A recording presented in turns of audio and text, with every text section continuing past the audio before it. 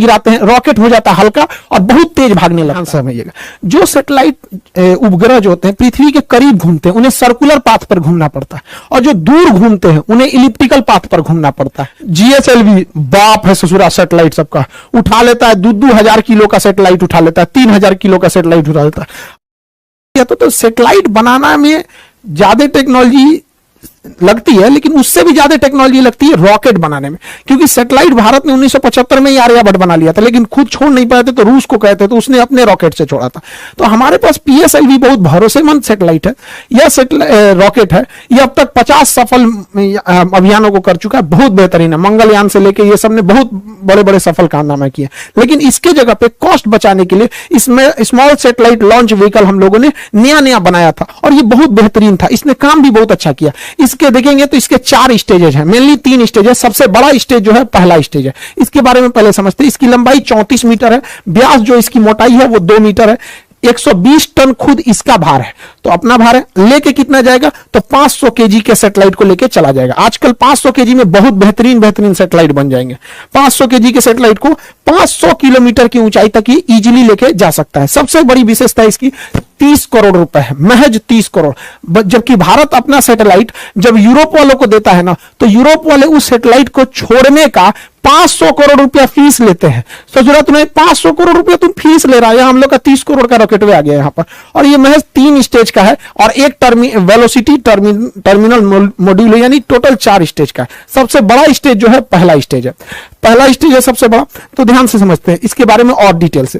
पहला स्टेज बहुत बड़ा है, और पहले स्टेज जो है वो 94 सेकंड तक जला। उसके बाद पहला स्टेज जो है वो इसको खोल के गिरा दिया जाता है, सेपरेट कर दिया जाता है। जैसे खोल के गिराते हैं रॉकेट हो जाता है हल्का और बहुत तेज भागने लगता है। तो क्वेश्चन भी पूछता है कि जैसे जैसे रॉकेट अंतरिक्ष की ओर जाता है उसकी स्पीड क्या होती है, तो बढ़ते जाती है। रीजन 2 है, एक ये अपने कुछ स्टेजेस को नीचे सेपरेट करके गिरा देता है जिसकी वजह से हल्का हो जाता है। दूसरा, जितना पृथ्वी से दूर जाइएगा पृथ्वी की खींचने की अर्थात गुरुत्वाकर्षण शक्ति कम हो जाती है।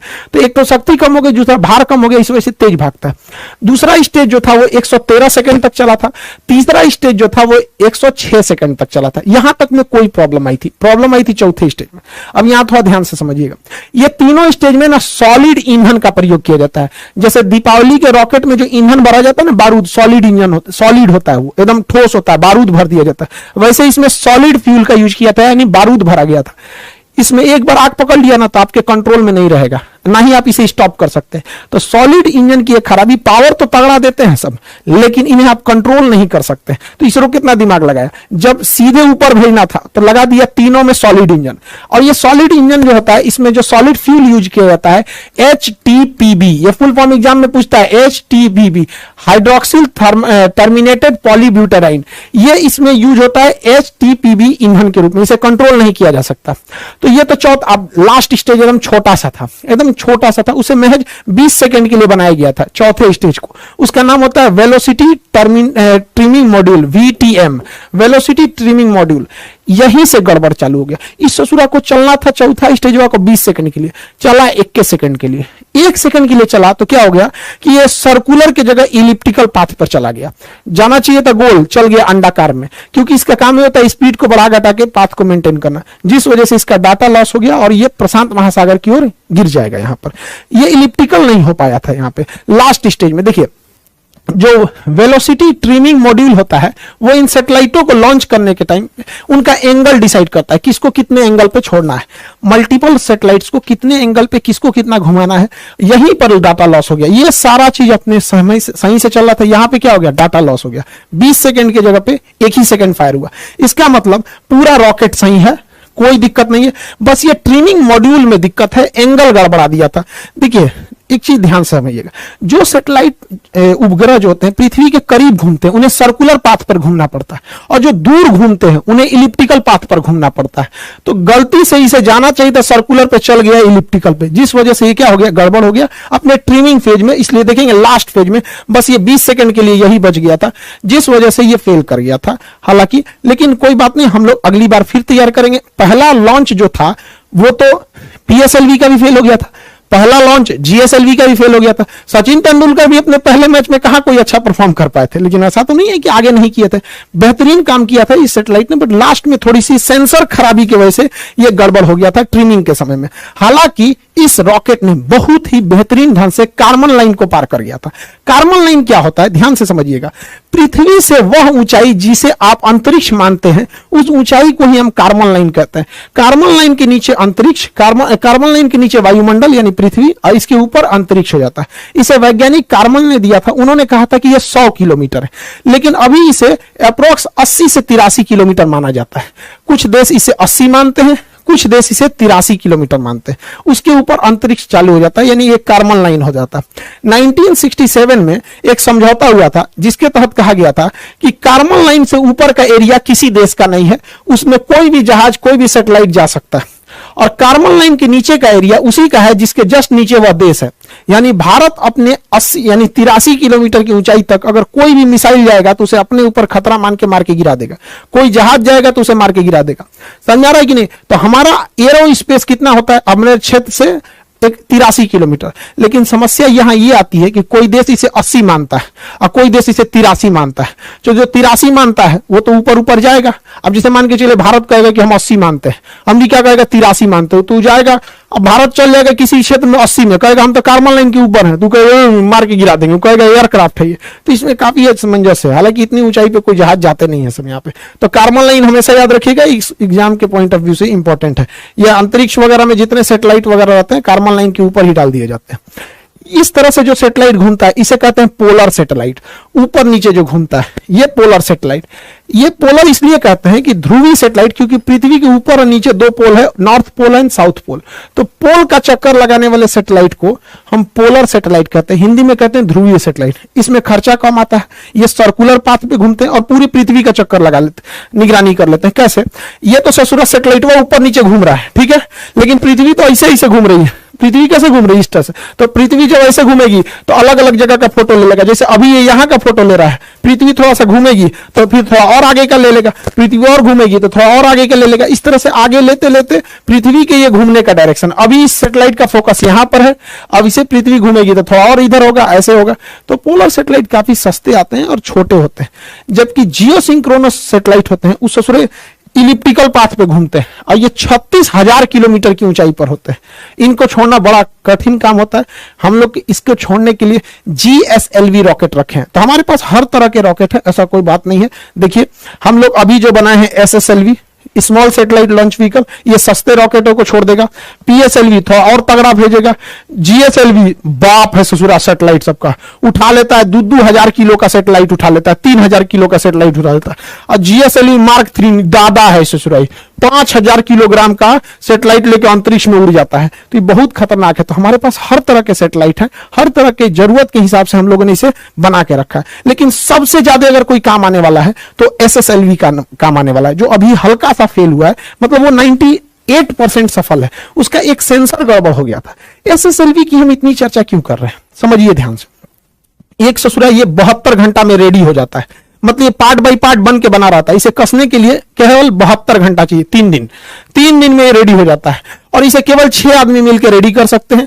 और हर हफ्ते इसे लॉन्च किया जा सकता है, हर हफ्ते फटाफट 3 दिन में लॉन्च होगा।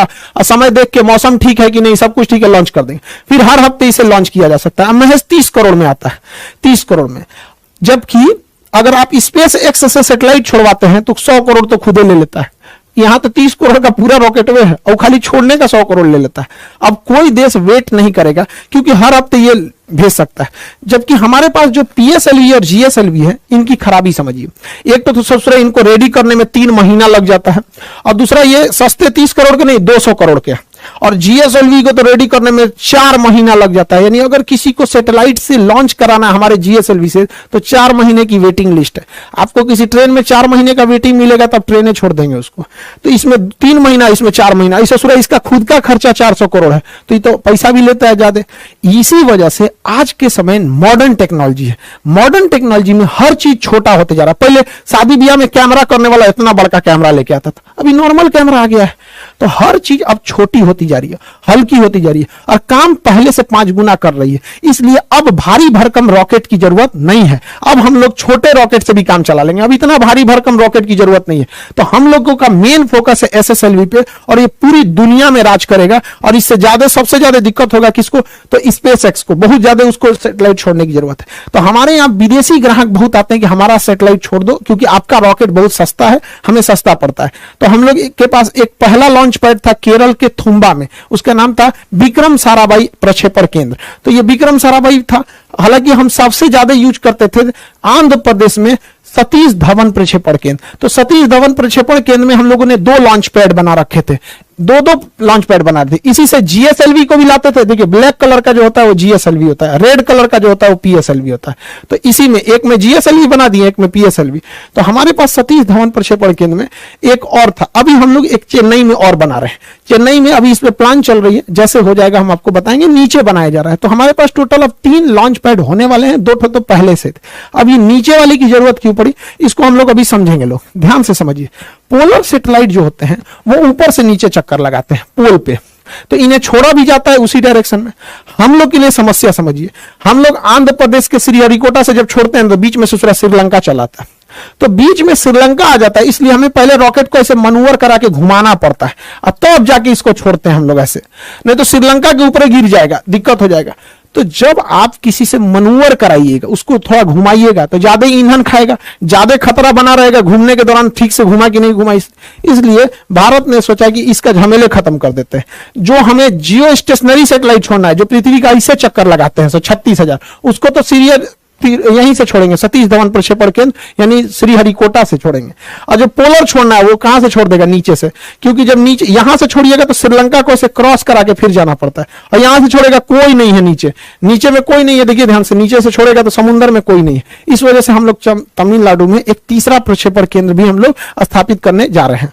हम लोग के इसरो का इतिहास बहुत मतलब दुखदाई रहा है। हम लोग के पास इतने कम पैसे थे जब इसरो की स्थापना हुई थी कि साइकिल से हम लोग लेके जाते थे लोग रॉकेट को, यहाँ पे साइकिल से, देखिए पार्ट बाई पार्ट करके, यहाँ पे बैलगाड़ी से हम लोग ये सैटेलाइट को लेके आए थे लोग, और नारियल के पेड़ से बांध के साउंडिंग रॉकेट को छोड़ा गया था। लेकिन ऐसा नहीं है, हम लोगों ने बहुत बहुत चीजों को देखा है। और ये जो लड़कियों ने जिस सैटेलाइट को बनाया, उन बच्चियों से कहते हैं कि आप अपना कभी भी मनोबल छोटा मत कीजिएगा। हमारा उस सैटेलाइट से संपर्क टूटा है, कसम से कहते हैं, हमारा संकल्प नहीं टूटा है, हमारा संकल्प आज भी जिंदा है।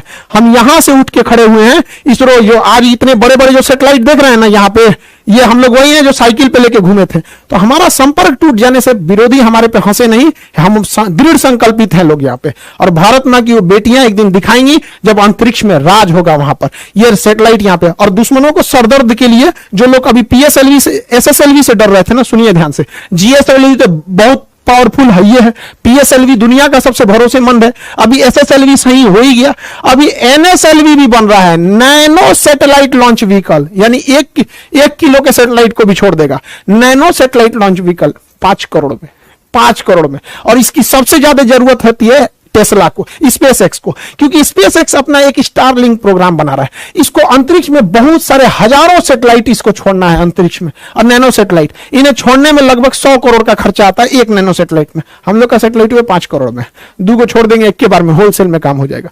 तो हम लोग अभी एक और बना रहे हैं NSLV, nano satellite launch vehicle. इन्हीं सबको मद्देनजर रखते हुए भारत जो है अपने 3 लॉन्च पैड बना रहा है, ताकि उसे 3 लॉन्च पैड की जरूरत भी है। तो हम लोग इस चीज को समझे, यहाँ पर ये बहुत भारी भरकम। एक चीज और गौर किए होंगे, जब सैटेलाइट छोड़ते हैं तो इसमें से ये कुछ कुछ टुकड़े गिरते हैं।